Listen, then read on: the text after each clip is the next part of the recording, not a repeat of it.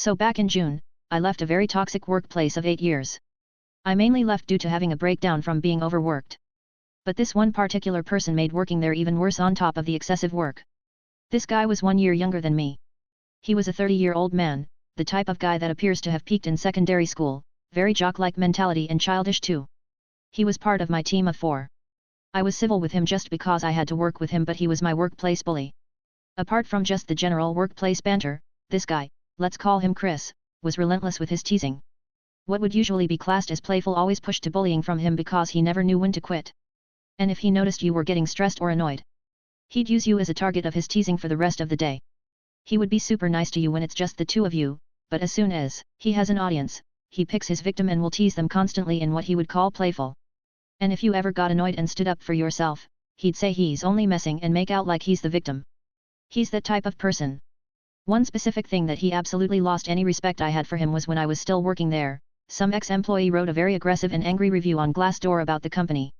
Just because this person used a phrase that I use, Chris thought the review was me.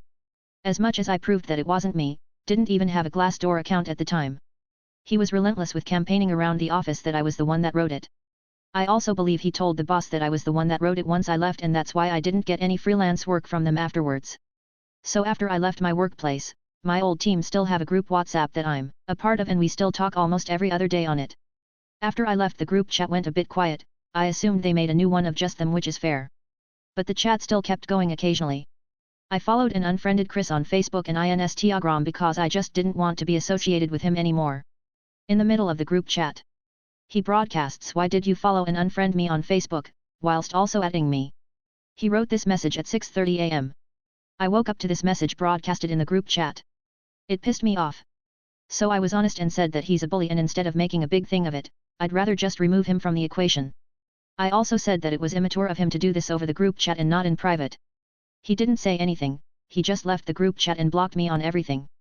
The group chat pretty much died after that. I was, at the time, livid. This 30-year-old man set fire to the group chat, saw what I said and then ran off. I thought it must be a blessing in disguise because I finally got to say what I wanted to him and I now don't have to acknowledge him again. But I was wrong. Skip to 3 months later, me and my husband walking through town and stopping off at a pub to get some grub. And lo and behold, I see Chris there with a new girl I hadn't seen before.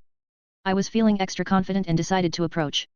I went and said, "Hey Chris, long time no see," with a big grin on my face, Chris looking like a deer in headlights, the perfect kind of red cheeks.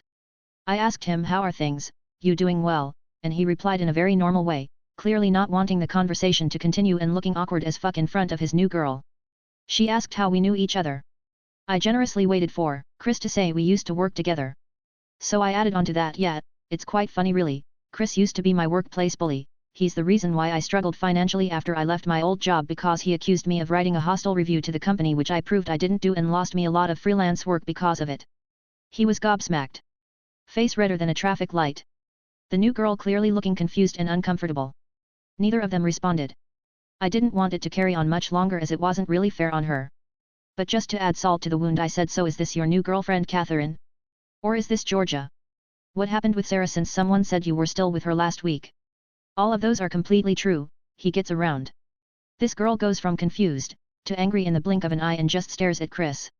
I just say, "Oh whoops, I really put my foot in my mouth, haven't I better go, it was nice seeing you again Chris," and walk off. My husband, whilst he felt bad for the girl, which I did too, but I might have saved her from inevitably being dumped by him a few weeks later when he gets bored of her, was very proud that I finally got my closure revenge on him. It feels amazing. Like I feel petty as fuck, but it felt good for there to finally be some consequences to this Chris guy being a dick. Edit, wow, this blew the hell up. Thank 99% of you for the lovely comments. I loved a few of your stories too about your petty revenge. Naturally there's the 1% who just don't believe anything that they read on the internet, and that is fair. A lot of the internet is bullshit. But this story is 100% from myself. You can check my post history if you must. I've talked about this toxic workplace before.